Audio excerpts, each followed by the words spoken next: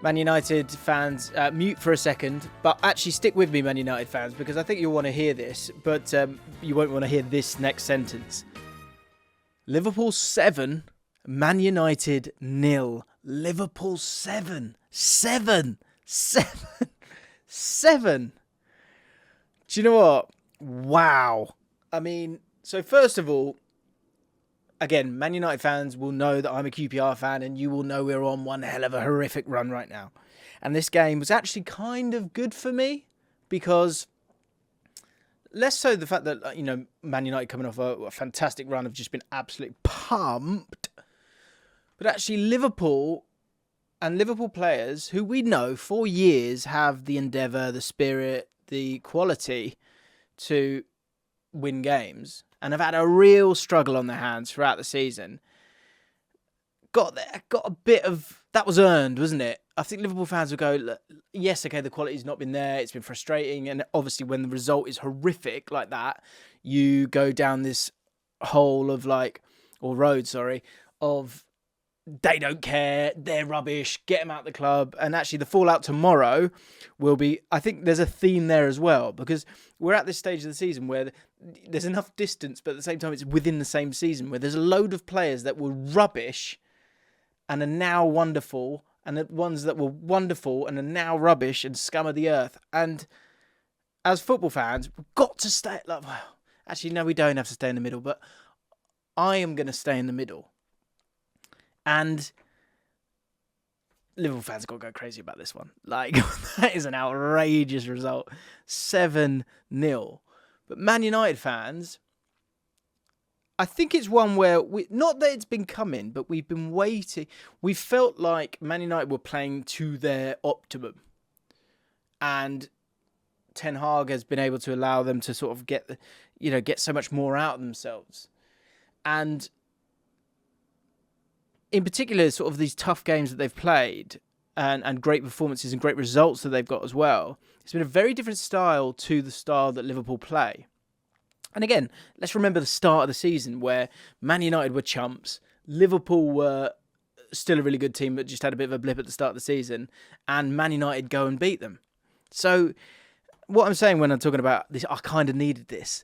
For a guy who's been watching a team completely incapable of winning, and every player looks like they are the worst out there, the truth is generally in the middle, that they're not actually that great and they're not actually that bad. They're just in good form or bad form. And you've got to back the people, right? So overall, Man United fans don't need to lose their minds completely. That said, there is some unforgivable behaviour. Let's start with Liverpool, because Liverpool deserve the plaudits. Liverpool have had one hell of a season, as have their fans. Very, very difficult to see what they've done and to sort of get to the point where the frustration, the ability to sort of get in behind has been so easy. They've been so poor in transition. And they started off really well. You always know I think it was quite similar to the Real Madrid game in terms of they sort of went at them early doors.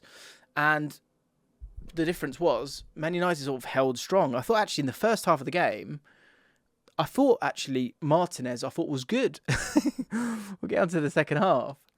But there are games like this, and there are performances like this, and they can cause a ripple effect that can change your season, completely turn it on its head. So again, for Man United fans and players and manager, yeah, okay, it's an absolute disaster. And there are some elements, again, the behaviour that cannot be accepted. But, you know, let's go to Man United's season so far. If we go to that, let's not forget this unbelievable run that they've been on prior to this match. But, look, you're here for me to talk about this match, so let's talk about it. And the main problem was, if we go to the average positions, the main problem when it came to this game was the narrowness of Man United. And the narrowness of Man United has actually been something that's worked quite well for them. If you think of the Arsenal game, they sort of snuck past it in the end, but they were always narrow, and it did always allow Saka to have opportunities, Martinelli to have opportunities, and Liverpool did that brilliantly. Their finishing was absolutely superb as well, but there were some players in particular that I thought were really, really interesting. And one side of Man United that is certainly a problem in this game, has been a problem over overall in terms of the season, and an area where I think Ten Hag probably got the team wrong. But he's kind of been sort of going, well, if you come in and you play well, then you get to stay. And Anthony has kind of offered that at times. So let's go back to those average positions and what was brilliant about Liverpool. They absolutely destroyed Man United on this right-hand side, left-hand side for Man United. And the fact that they were so narrow, you can see it here with Shaw as well.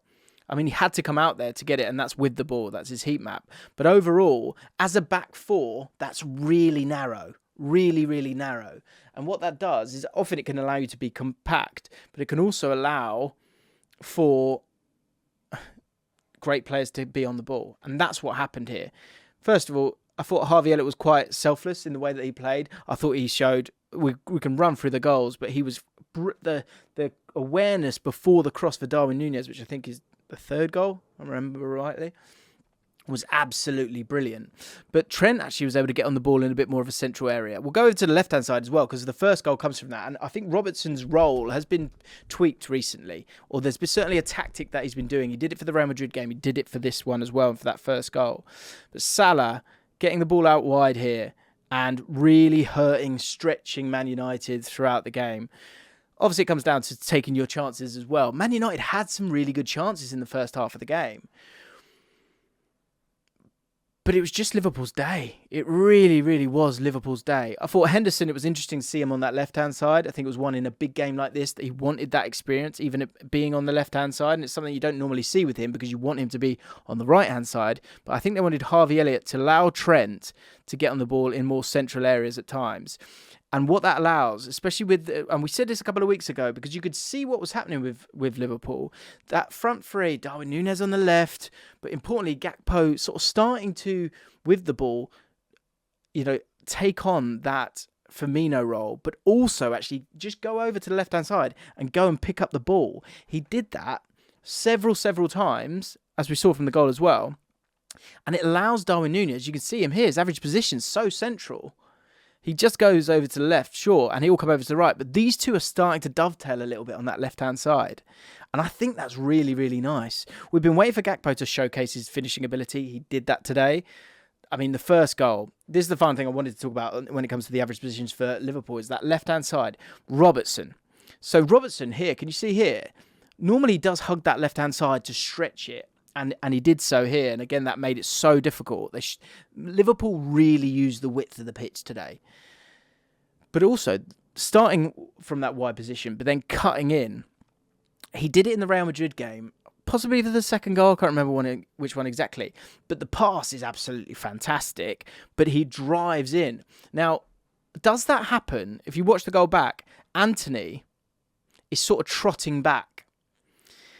And I wonder if Bruno Fernandes, where is he? What number is he? I've forgotten. Bruno Fernandes was on the left, sorry. If he's playing on the right in this game, I wonder if he tracks back and doesn't allow, he's already behind the ball and doesn't allow Robertson that opportunity to drive into this into the centre of the pitch to play that fantastic pass to Gakpo. The finishing from Gakpo is unbelievable. Unbelievable. And I knew that would come. Now, we'll talk about Núñez, and I know you're going to be coming after for me in the comments, and I will... That's my sushi. I'll be back in a minute. So, Darwin Núñez. Look, throughout the season, I did that video, and you guys have been on me since, okay? He is certainly improving.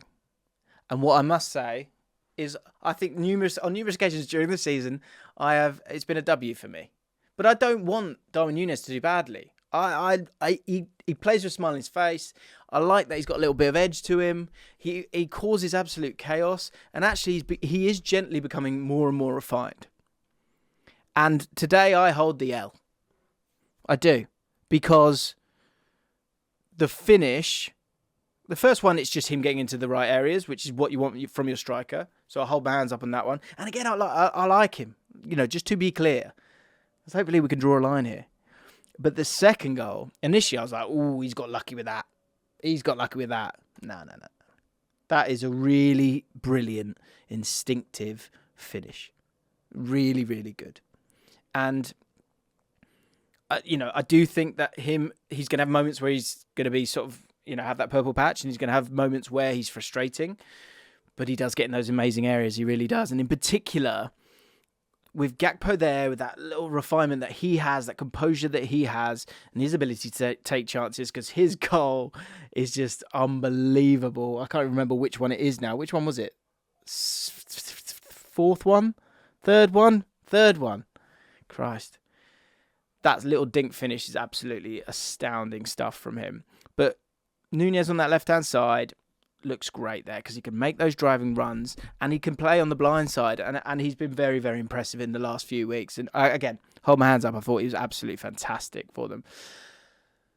For Man United, one thing I thought was a real problem in particular, like Casemiro, there was a moment where I was going, where's he? What's happened to him? But he was just on his own. Like, he was really, really struggling. Fred was trying to track all the runners, and again, that defensive four were just so narrow that they just couldn't handle it at all. I wanted to show you the shot map if I can. Can I? Not sure I can. Here it is, yeah. This is a problem as well. So right underneath me now, Liverpool, look at that, getting in the box all the time. And actually in the first half of the game, I noticed it, because they had 8 shots in the first half, but 7 of those were inside the box. Where are we? There you go. 7 of those shots inside the box. So they were starting to cut them up a little bit. Man United obviously playing on the counter-attack. Man United had a big chance in that first half. Rashford, if he scores a goal, and that is the truth, isn't it, with all these games. I think the difference has been that once it started to run away from Man United, that's when it got really, really ugly. And we will get to that. Last thing on Man United, which will continue to be a problem, I think. And I think where they got it wrong, because they probably should have played Fernandes on the right-hand side, is if we look at their shot map, so you can see it now, that reliance on that left-hand side, that's a bit of a problem. And I know one of those shots is from Anthony on the right-hand side, to be fair. It's one of these two. Yeah, there you go. Both his shots from cutting in. And I know Deleu's trying to get on, but it's truly that creation coming there from them. They are still... This is the thing, like, the truth is somewhere in between. Man United have been fantastic, and Ten Hag has found all of the answers. But there has always been something that you're going, they're not Arsenal, they're not Man City. And I think today you saw the kryptonite of a team that really sort of went at them, and importantly, when it comes to the game state, got that first goal. And actually, if we really dive into the game state, to score that second goal so quickly in the second half, that's when they started to lose their way massively. And speaking of which, people sort of think I kind of go after Bruno Fernandes as well. I think for good reason. Like, his behaviour it's one that generally you're going to like, and you're going to let it go as a Man United fan. But he quit in that game. And a few of them did. And the inability to sort of gather and go, okay, we've lost this game 3-0. Let's just calm down a bit. Or let's get ourselves back in this game for 10 minutes. Like, the frequency of the goals, it was a great day for Liverpool. And again, I don't want to take that away from them. But the frequency of goals and the inability, almost the arrogance to just keep having a go and having a go. Because literally every time Liverpool attacked, it seemed so open. And that cannot be happening. You see it on the momentum bar beneath me there. Goal. Look, late in the first half, early in the second half, those you can forgive. But when you keep getting picked off, that is unacceptable. And as I think we all saw it, Bruno Fernandes, first of all, with the ridiculous behaviour when he's getting elbowed, and at the same time, the week before, he's telling people to get up. Like, it's grim. It's loathsome. It's obnoxious. And yeah, it's just part of his makeup, isn't it? So, because he's a wonderful player and he works so hard for the team, but you can't be having that. You cannot be having that. It's not good enough. Luke Shaw, I thought, was in quicksand by the end of the game. And again, another one where the truth is in the middle. He's a great player and he's been in great form. But he's not the best left back in the world. He's just not. He's a really good one.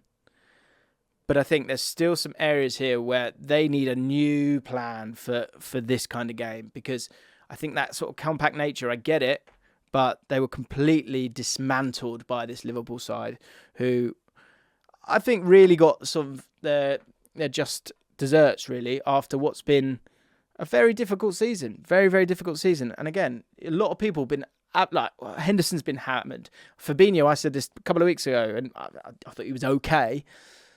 But certainly that front three, they've had to take a lot, again, at moments from me. And final person got to talk about Mohamed Salah. Wow. Paul Martinez, who again, I thought had a really good first half. I thought Man United were pretty solid in the first half. It was nip and tuck, right? that he span his head off. Salah span Martinez's head off and becomes the greatest Premier League goal scorer for Liverpool. And when I looked at, if you look at those Premier League games, that's seven clean sheets. Got you out there, didn't I? 7 clean sheets in a row in the Premier League. They are finding their feet. They are finding a new way of concerning the opposition. There are still problems there. But even that Real Madrid game, they go 2-0 up. And let's talk about that, because watch out, Real Madrid. Because this team can score goals. Will they be able to kind of deal with it a little bit better? I would expect so, because I think Real Madrid are one of the best teams. Well, they're champions of Europe. They're an amazing football team. But Man United are a very strong team as well. And that front three and the movement there, and Robertson with his new role, sort of tucking in that little bit more to find those players when they make those runs, coming off different sort of lateral planes and making those diagonal runs. Gakpo's really finding his feet now. And you've got, look at that. I mean, let's finish it there. Look at that front three. 2 goals, 2 goals, 2 goals. And you had a striker who came on and got one as well. That's exactly what you need if you want to cause a huge upset. You never know. And I tell you what, I tweeted at the start of the day, a lot of you will have seen it. Would you take a draw at the start of this game? And a few people were being very sensible and said, look, if it's a clean sheet, I think I would take a draw, because Man United are in the ascendancy. Liverpool are, having those wobbles. But it gives us all a little bit of hope. Now, QPR, hopefully you've been watching this game and you can apply all of this and get me a 7-0 win. I've earned it. Liverpool fans have earned that one. And Man United fans, I think, keep calm, because I think deep down you probably all knew, there are stages to this, and it's one of those, backward steps that you actually might learn a lot from. Guys, let me know how you're feeling in the comments down below. What a game of football that was. Who was your man of the match? I kind of wanted to go with Robertson, because I think he got it going with that pass, and I thought he was fantastic. But look, Mohamed Salah, for what he's achieved for Liverpool, I think you've got to give it to him. Guys, subscribe to the channel, hit the notification bell as well. The Fallout will be out. I think we're going to do a double header this week, because there were so many important games. So make sure you are subscribed to the channel. If you enjoyed this one, hit the like button as well. And I'll see you next time.